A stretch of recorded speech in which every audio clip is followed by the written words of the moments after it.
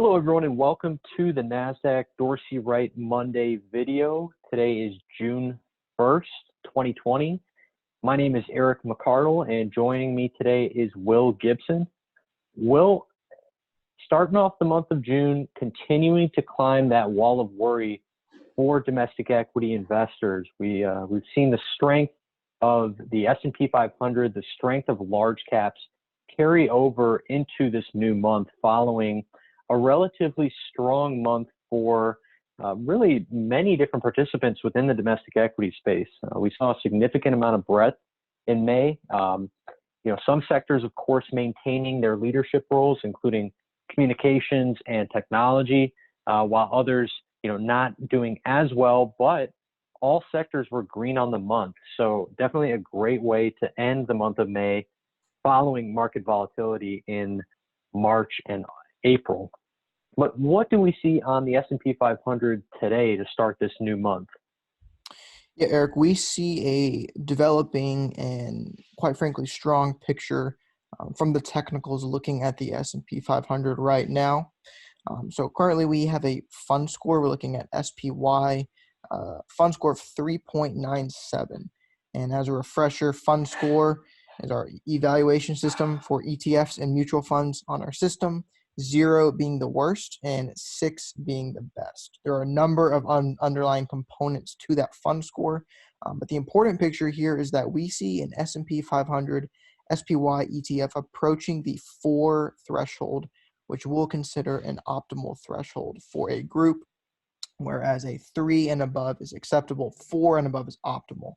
So that said, we do see the S&P approaching in terms of fund score. And simply looking at the chart for the S&P 500, we see it on 3 consecutive buy signals, broke a double top at 295 as of lately and has continued higher and will climb higher today in market action.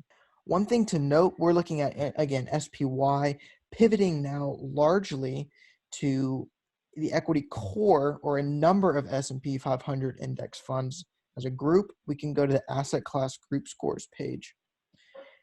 And when we come here, we also note strong pictures for the equity core in terms of technical strength, again, looking at that average fund score.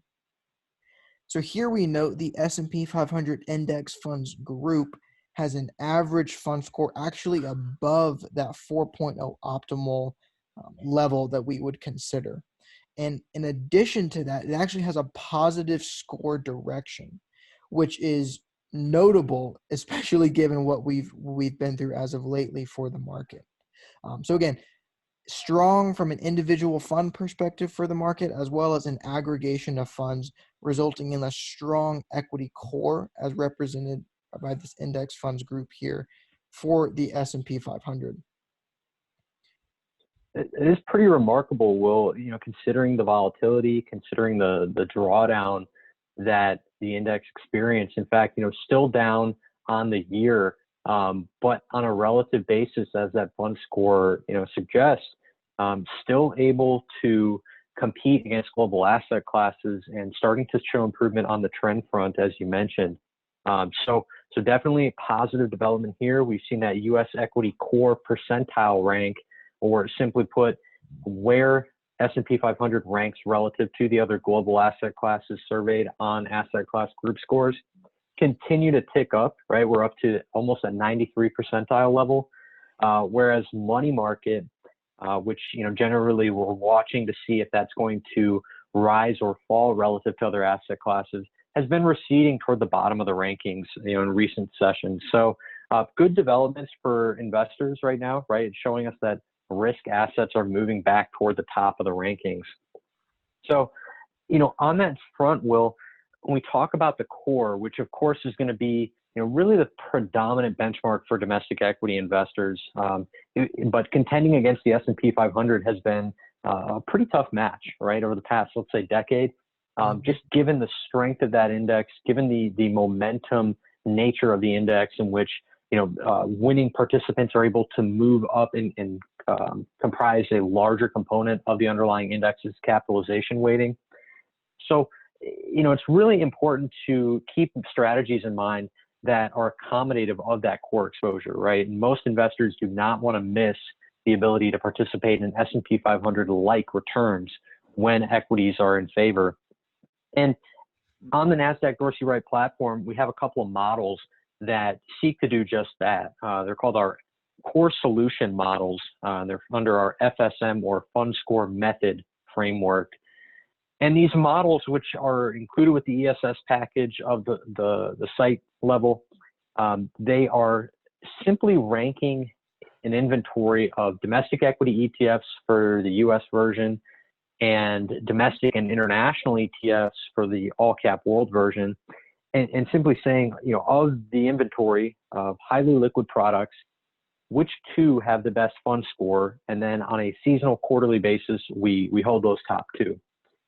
And what's been really fascinating about both of those models, Will, is that the February evaluation for the U.S. version had QQQ, so tech-heavy NASDAQ 100, and MTUM, or the iShares Momentum product, which actually held through all the way until the May evaluation. And when we evaluated again, we just kept on going, right? We kept the same products intact there. What was also remarkable is in that all cap world model, which again is going to be a similar focus, but a little bit more granular on the ability to get into size and style products, as well as international markets, should relative strength dictate such a move. That model also remained its positioning toward the Qs and JKE, or the iShares Morningstar Large Cap Growth ETF. So really, you didn't have any changes if you were in the model. And while that may have felt turbulent when the market was, volatile, or more volatile than it is today, at least, it turned out to be a good move to just hang tight and let the relative strength guide you in the right direction on that long-term basis. And what we've got here on the screen is the performance of both models on a year-to-date as well as a backward-looking assessment period. On the year-to-date basis, that all-cap world model up 7.42%, whereas the U.S. core up 4.22%, and neither is worth turning your nose up at, considering the S&P 500 is down 5.77% on the year. So pretty remarkable, right? And again, the idea being, you want to focus on core exposure, and you're still going to maintain core exposure, but you're going to tilt in those directions that are a little bit more risk, or rather relative strength focused, as mentioned before. One final point on this, Will, is when we looked at these models, and we've had a lot of success in hearing a lot of positive feedback regarding advisors and clients using these in their investment process, we did realize that there was an opening for putting these into an ETF wrapper for the tax efficiency. And so as of late last year, Advisor Shares launched two products that follow each model, DWAW for the all cap world model, and DWUS for the US core model. And both of these are going to behave pretty much the same as the models. The only difference being that the defensive cash trigger that's built in is evaluated on a weekly basis with a layering strategy implemented. So it's a little bit more incremental if you were to get defensive, which we haven't had occur from a backtesting standpoint in a long time, since 2008. But either way, really great to see that those ETF wrappers are tracking right with those models. In fact, the DWAW model, or fund, is outperforming its model counterpart on the year. So definitely worth a look if the tax efficiency is worthy of consideration for you. If not, the models work just as great, and we're always happy to answer any questions on them should they come up. And as we discussed with regard to the core solution models, which have really been quite resilient in their RS positioning, right? We haven't seen any changes in the last few quarters. We did actually see some changes this morning on the sector front, Will. We had a couple of updates within our Invesco model suite, notably the DWA Power 4 or Sector 4 model, as well as the Invesco Dynamic Equal Weight Sector model, which both added exposure to consumer discretionary or consumer cyclical positions. What are we seeing on that front? Yeah, Eric, that's right. And I find it interesting earlier that we were loosely talking about taking a more risk-on approach in the market, as we've seen with the size and style blends and the sector participation as of lately. Really, utilities we've seen fall out and be a culprit of that funding for that consumer discretionary move in a lot of the models. And looking more granular at one of the consumer discretionary funds, one of which being the Invesco S&P 500 Equal Weight Consumer Discretionary ETF, ticker symbol RCD. Taking a look at the chart here, pretty defined downtrend, as you'll note, at the end of February, but has since rebounded nicely today, not today, as of lately, re-entering its positive trend into positive trend territory, and today advancing higher, poised to reverse back up into a column of X's.